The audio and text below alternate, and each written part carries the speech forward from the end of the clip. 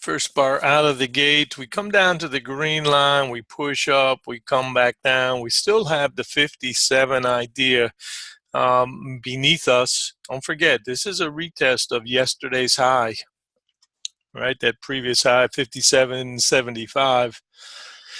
And this is the inchworm trade where they jack it up overnight, they back and fill.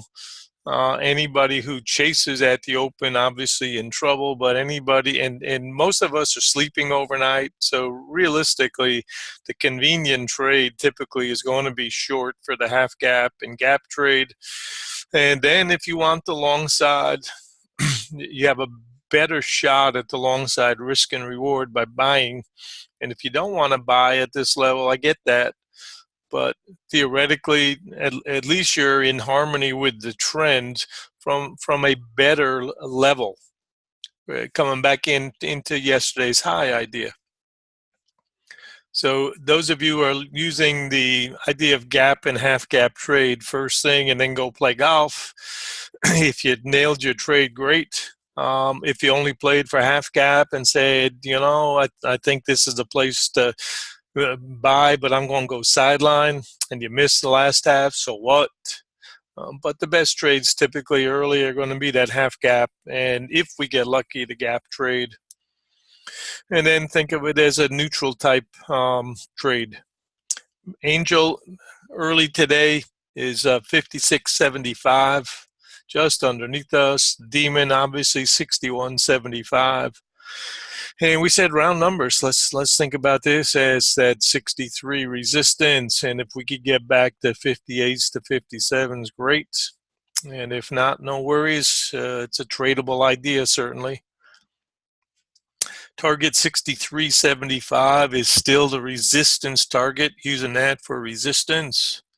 And that gives you the ideas of risk and reward.